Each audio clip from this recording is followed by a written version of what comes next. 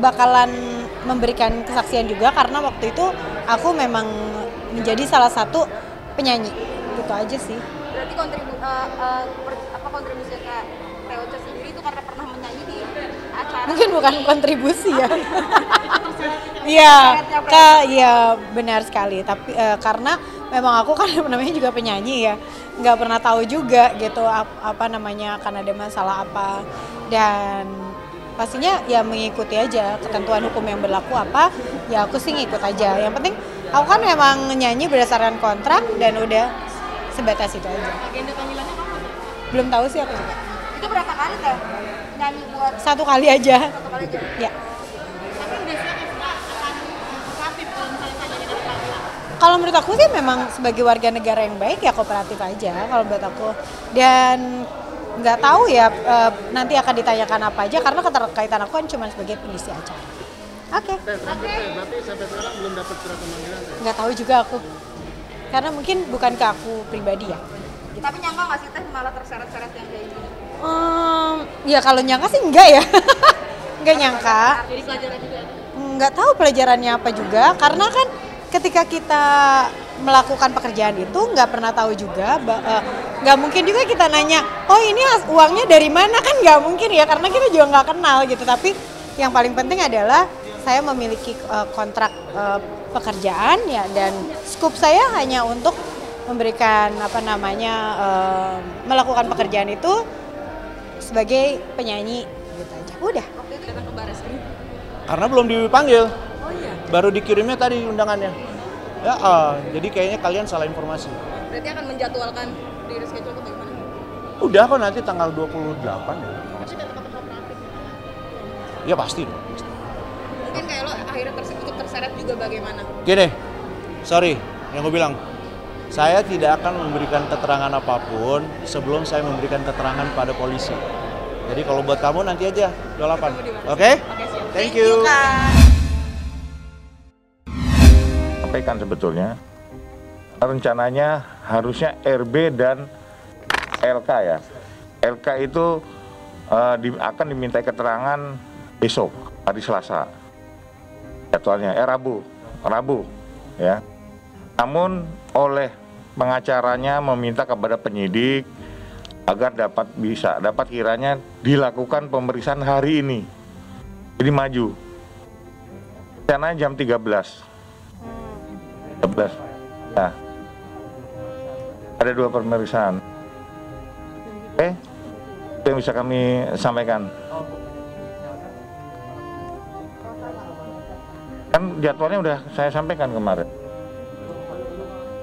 Hari kemarin itu udah kami rilis, karena itu untuk yang lainnya antara hari Rabu, Kamis, Jumat itu adalah pelaksanaan pemeriksaan terhadap 6 publik figur. Oke.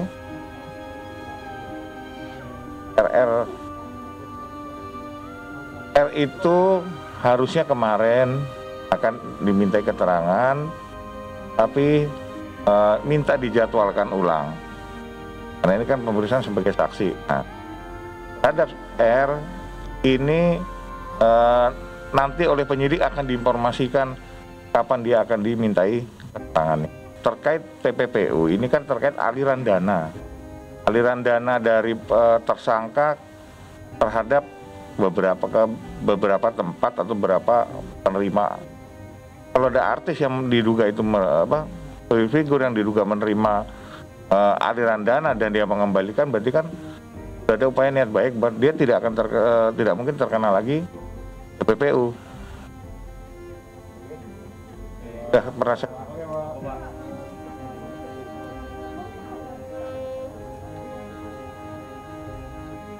kalau itu disita barang-barangnya, karena udah pas, beda dengan yang mobil figur, dia kan karena ketidaktahuan diajak. Kalau ini memang sudah tahu bahwa itu untuk melakukan kegiatan tindak pidana, itu perbedaannya.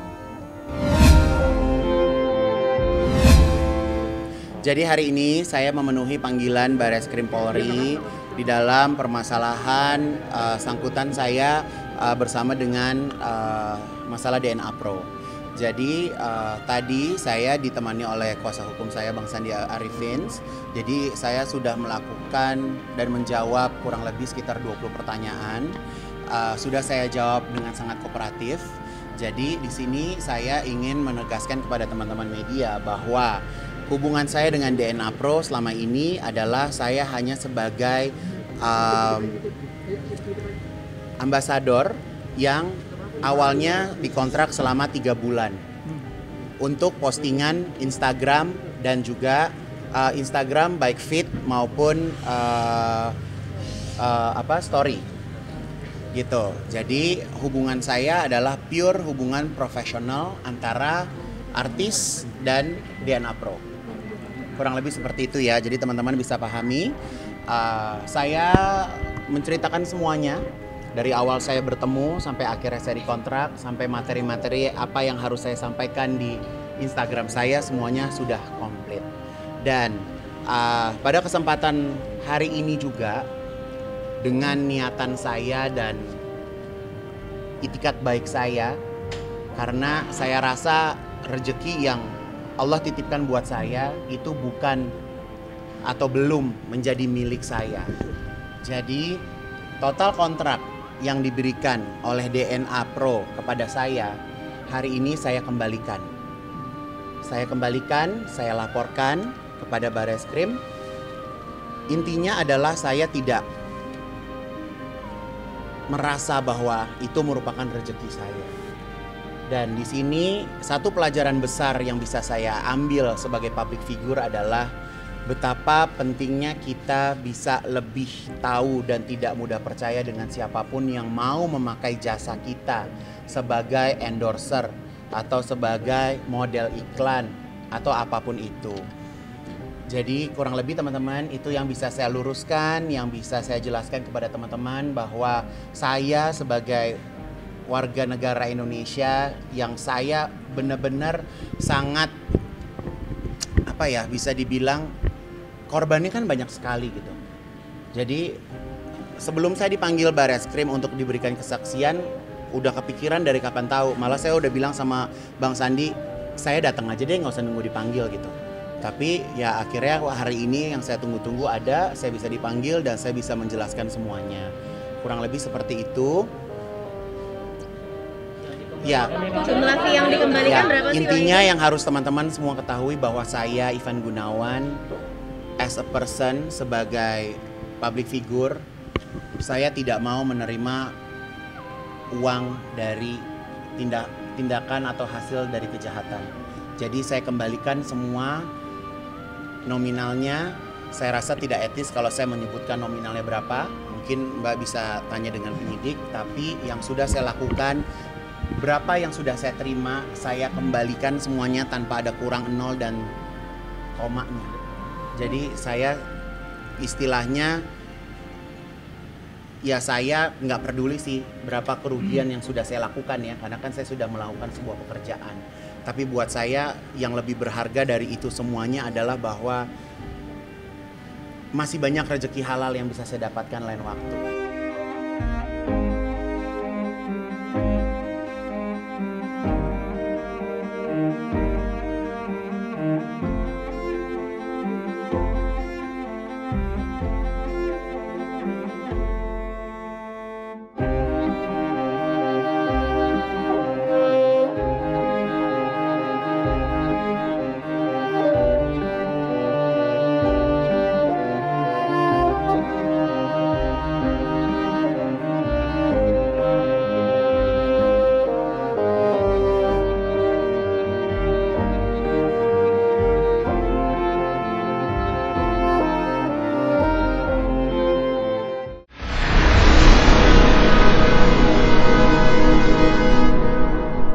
Jadi jangan lupa untuk subscribe Cumi Cumi. Ditekan ya tombol lonceng merahnya.